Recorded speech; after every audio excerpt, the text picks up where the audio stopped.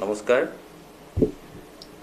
এটা বিশেষ বিষয়ক লৈ আজি আপোনালোকক আমন্ত্ৰণ জনাইছিলোঁ সম্বোধন কৰিবৰ বাবে। আজি এই সংবাদমেলখনত আমাৰ সৈতে উপস্থিত আছে আমাৰ সতীৰ্থ ধৰ্ম গগৈ ডাঙৰীয়া আৰু শৰ্মা ডাঙৰীয়া। মূলতঃ বিষয়টো হৈছে ভাৰতীয় জনতা পাৰ্টি আমি এটি ৰাজনৈতিক দল হিচাপে সকলো নিৰ্বাচনৰ বাবে সদা প্ৰস্তুত হৈ থাকোঁ আৰু ভাৰতবৰ্ষৰ সকলোতকৈ পুৰণি ৬ষ্ঠ অনুসূচীভুক্ত উত্তৰ কাছাৰ পাৰ্বত্য জিলা স্বায়ত্তশাসিত পৰিষদৰ যি আগন্তুক নিৰ্বাচন ৮ জানুৱাৰীত অনুষ্ঠিত হ'ব, ইতিমধ্যেই ভাৰতীয় জনতা পাৰ্টিয়ে ২৮টা পৰিষদীয় সমষ্টিতে আমাৰ প্ৰাৰ্থী ঘোষণা কৰাৰ পাছত সমগ্ৰ জিলাখনত এক উৎসাহৰ পৰিৱেশ বিৰাজ কৰিছে। বিশেষকৈ ভাৰতীয় জনতা পাৰ্টি অসমত শাসনলৈ অহাৰ পাছৰে পৰা উত্তৰ কাছাৰ স্বায়ত্তশাসিত পৰিষদৰ শাসনৰ ভাৰো ভাৰতীয় জনতা পাৰ্টিলৈ আহিছিল আৰু পূৰ্বৰ স্বায়ত্তশাসিত পৰিষদসমূহ দিছপুৰৰ ATM ৰূপে জনাজাত আছিল, কিন্তু বিজেপি চৰকাৰে তাৰ পৰিৱৰ্তে এক সুশাসন তাত প্ৰতিষ্ঠা কৰিবলৈ সক্ষম হ'ল। যোৱা ৭টা বছৰত পূৰ্বে যি ধৰণে এই স্বায়ত্তশাসিত পৰিষদৰ দুৰ্নীতি, অনিয়ম, হিংসা এইসমূহ বাতৰিয়ে সংবাদ মাধ্যমৰ শিৰোনাম দখল কৰিছিল, তাৰ পৰিৱৰ্তে যোৱা ৭টা বছৰত আপোনালোকে লক্ষ্য কৰিলে যে এই উত্তৰ কাছাৰ জিলাত, ডিমা হাছাও জিলাত বিজেপি চৰকাৰে উন্নয়নৰ ঢল বোৱাবলৈ সক্ষম হ'ল। আৰু সেয়েহে আমি এবাৰ নিশ্চিত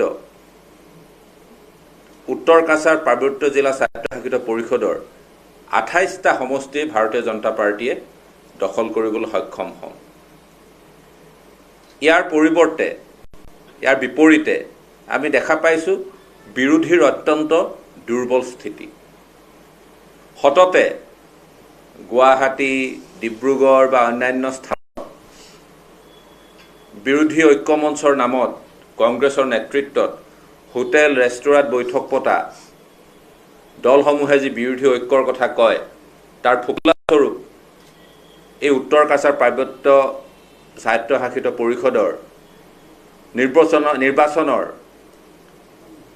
প্ৰাৰ্থী ঘোষণাতে প্ৰকাশ পাইছে। ইতিমধ্যে এই বিৰোধী ঐক্যমঞ্চত থকা বুলি বিভিন্ন সময়ত ভোজমেল, চাহমেলত অংশ লৈ থকা এই দলসমূহ কংগ্ৰেছ, তৃণমূল কংগ্ৰেছ আৰু আম আদমি পাৰ্টিয়ে ইতিমধ্যে ৩খন পৃথক পৃথক তালিকা তেওঁলোকে প্ৰকাশ কৰিছে, পৃথককৈ নিৰ্বাচনত অৱতীৰ্ণ হ'ব বুলি ঘোষণা কৰিছে। আৰু এয়াই হৈছে তেওঁলোকৰ বিৰোধী ঐক্যৰ নমুনা। গতিকে আমি নিশ্চিত বিৰোধীৰ এই যি দুৰ্বল স্থিতি, তেওঁলোকৰ যি তৃণমূলত তেওঁলোকৰ যি গণসংযোগহীনতা, এই গণসংযোগহীনতাই ভাৰতীয় জনতা পাৰ্টিক ৱাক অভাৰ দিয়া বুলি আমি ক'ব পাৰোঁ। আমি আৰু এটা বিষয়ত আজি আপোনালোকৰ যোগেদি কংগ্ৰেছ দলৰ স্থিতি স্পষ্ট কৰিবলৈ দাবী জনাইছোঁ যে কালি ৰাজীৱ ভৱনত কংগ্ৰেছৰ যি ৰাজ্যিক মুখ্য কাৰ্যালয়, আমি বিভিন্ন সংবাদ মাধ্যমত যি এক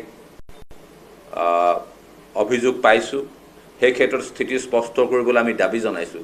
বিভিন্ন সময়ত তেওঁলোকে ভিত্তিহীনভাৱে আমাৰ দলত মহিলা সুৰক্ষিত নহয়কে আদি কৰি বিভিন্ন ধৰণৰ অভিযোগ তেওঁলোকে আনে।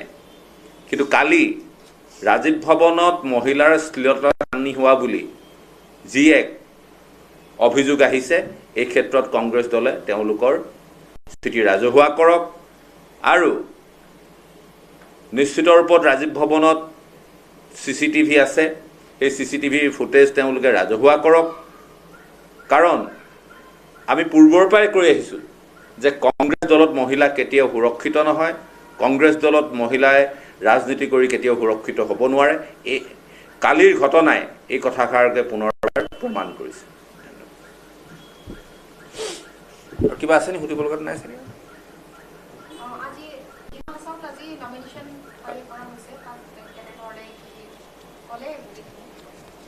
ডিমা হাছাওতো আমি নিশ্চিত যে আমি আটাইকেইটা 28টা চিটতে আমি জিকিম।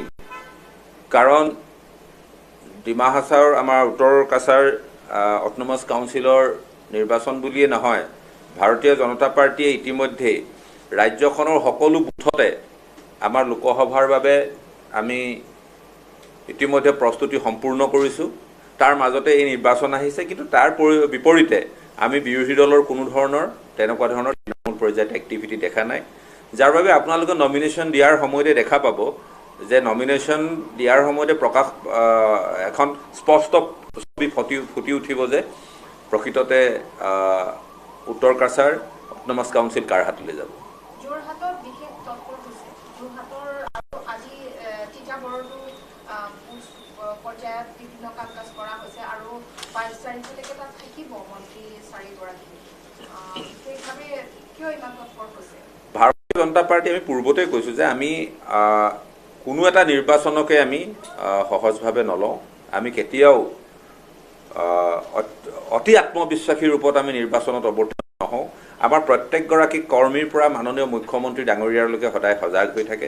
সেইকাৰণে আপোনালোকে দেখা পাইছে যে 24 ঘণ্টাই মাননীয় মুখ্যমন্ত্ৰী ডক্টৰ হিমন্ত বিশ্ব শৰ্মাৰ নেতৃত্বত বুথৰ কৰ্মীগৰাকীলৈকে আমি সদায় অতি আত্মবিশ্বাসী ৰূপত আমি নিৰ্বাচনত অৱতীৰ্ণ নহওঁ। আমাৰ প্ৰত্যেকগৰাকী কৰ্মীৰ পৰা মাননীয় মুখ্যমন্ত্ৰী ডাঙৰীয়ালৈকে সদায় সজাগ হৈ থাকে। সেইকাৰণে আপোনালোকে দেখা পাইছে যে 24 ঘণ্টাই মাননীয় মুখ্যমন্ত্ৰী ডক্টৰ হিমন্ত বিশ্ব শৰ্মাৰ নেতৃত্বত বুথৰ কৰ্মীগৰাকীলৈকে আমি সদায় সক্ৰিয় হৈ থাকোঁ। কালি মাননীয় মুখ্যমন্ত্ৰী ডাঙৰীয়াই আপোনালোকে দেখা পাইছে যে BTRত তেওঁ আছে। আমাৰ BTRটো আমাৰ সমানেই সক্ৰিয়তা, যিমান সক্ৰিয়তা আমাৰ যোৰহাটত।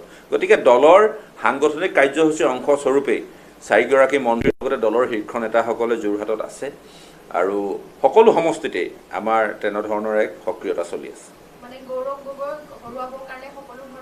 প্ৰথমতে কংগ্ৰেছে স্পষ্ট কৰক গৌৰৱ গগৈ নগাঁৱত খেলিব নে তেওঁ যোৰহাটত খেলিব।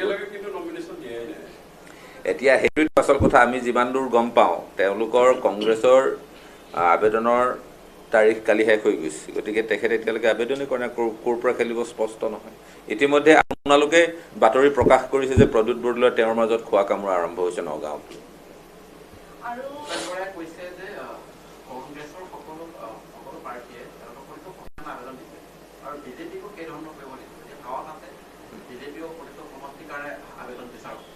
নাই, সকলো দলৰ নিজৰ প্ৰক্ৰিয়া থাকে। 1 লাখ টকাকৈ লৈ তেওঁলোকে নিবিদা আহ্বান কৰাৰ দৰে তেওঁলোকে এটা আৰম্ভ কৰে। আপোনালোকে 20 তাৰিখত কংগ্ৰেছ দলৰ তৃণমূল সাংগঠনিক তেওঁলোকৰ সক্ৰিয়তা বা তেওঁলোকৰ উইনেবিলিটি কিমান। আৰু ভূপেন বৰাৰ ডিক্টেশ্যন মতে বিজেপি নচলে। ভাৰতীয় জনতা পাৰ্টীৰ নিজৰ পৰম্পৰা আছে। ভাৰতীয় জনতা পাৰ্টীত আপোনালোকে জানে যে কোনো প্ৰাৰ্থীয়ে আবেদন কৰিব লগা নহয়।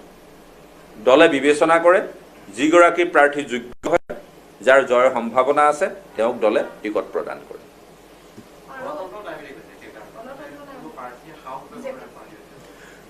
আমাৰ দলীয় শৃংখলা আছে। আপোনালোকে দেখা পাইছে যে অতি সম্প্ৰতি 3গৰাকী মুখ্যমন্ত্ৰী কি ধৰণে আমাৰ নিৰ্বাচন কৰা হ'ল। গণতান্ত্ৰিক দল ভাৰতীয় জনতা পাৰ্টি, অনুশাসন আছে আমাৰ দলত। দলে যাকেই নিৰ্বাচিত কৰিব, যাকেই মনোনীত কৰিব, তেওঁক দলে সদায় সমৰ্পিত সকলো কাৰ্যকৰ্তাই 100% সমৰ্থন কৰে।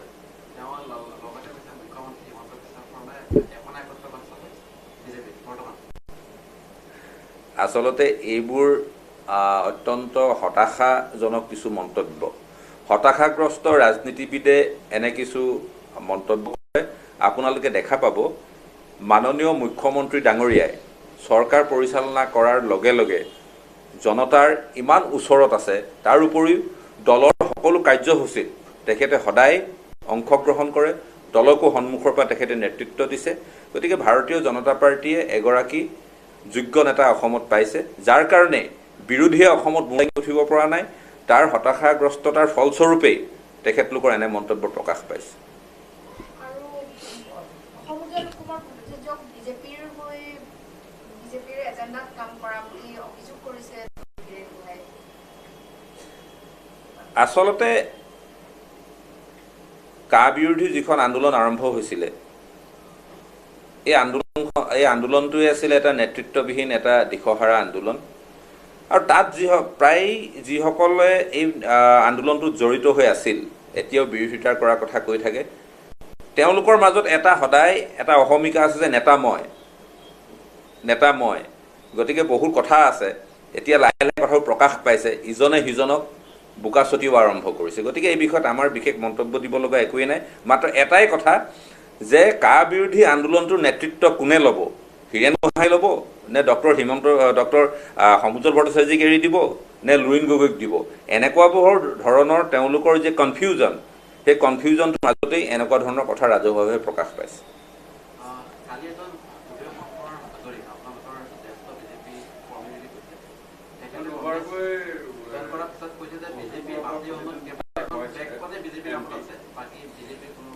আচলতে ভাৰতীয় জনতা পাৰ্টি যদিও এক ৰাজনৈতিক দল ভাৰতীয় জনতা পাৰ্টি এক নিৰ্দিষ্ট দৰ্শনৰ দ্বাৰা পৰিচালিত দল ইয়াত দৰ্শনটোহে মূল বিষয় ইয়াত কোনোবাই টিকট পাব নাপাব বা কোনোবাই নিৰ্বাচনত প্ৰতিদ্বন্দ্বিতা কৰিছিলে নকৰিছিলে সেই বিষয়সমূহ মুখ্য নহয় গতিকে যিগৰাকী ব্যক্তিৰ কথা কৈছে তেখেত ভাৰতীয় জনতা পাৰ্টিৰ এগৰাকী এটা সময়ত সক্ৰিয় কৰ্মী আছিল কিন্তু তেখেতে ইতিমধ্যে বহু পূৰ্বেই দল ত্যাগ কৰিছে 2014 চনৰ পাছতেই তেখেতে দল ত্যাগ কৰিছে আৰু সম্ভৱতঃ তেখেতে কংগ্ৰেছ দলৰ হৈ প্ৰাৰ্থিত্ব আবেদন কৰিবৰ বাবেই সেই দলটোত তেখেতে যোগদান কৰিছে এটা সময়ত তেখেত ভাৰতীয় জনতা পাৰ্টিৰ মতাদৰ্শত আছিল তেখেতে আমাৰ দৰ্শনত আছিল আমাৰ হৈ প্ৰতিদ্বন্দ্বিতা কৰিছিল সঁচা কথা কিন্তু তেখেত 2016 চনত ইতিমধ্যে দলৰ পৰা নিলম্বনো হৈছে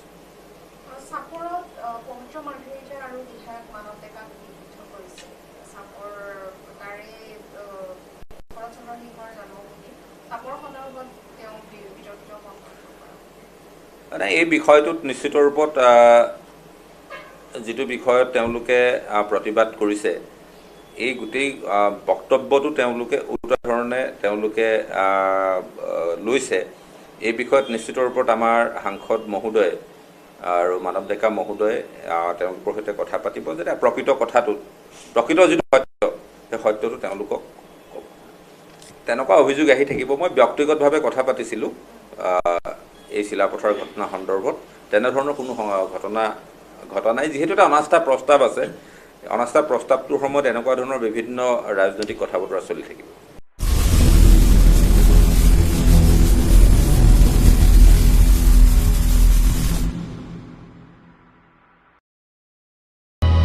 অসমবাসী তথা ডিমৰীয়াবাসীৰ বাবে সুখবৰ কামৰূপ মহানগৰ জিলাৰ সোণাপুৰত স্থাপন ডিমছ হাস্পতাল এণ্ড নাৰ্ছিং হোম উপলব্ধ বিভাগসমূহ general medicine gynaecology general and laparoscopic surgery orthopaedic surgery paediatrics and neonatology palliative medicine pain clinic dermatology ENT urology দুৰ্ঘটনা আৰু জৰুৰীকালীন সেৱাৰ বাবে 24 ঘণ্টাৰ উপলব্ধ ডিমছ হাস্পতাল এণ্ড নাৰ্ছিং হোম অত্যাধুনিক সা সুবিধাৰে পৰিপূৰ্ণ ডিমছ হাস্পতাল এণ্ড নাৰ্ছিং হোমত উপলব্ধ digital x ray 24 hours pathology ECG PAC clinic 24 hours RMO doctors ঠিকনা বৰঘাট সোণাপুৰ কামৰূপ মহানগৰ জিলা যোগাযোগৰ নম্বৰ 8009040080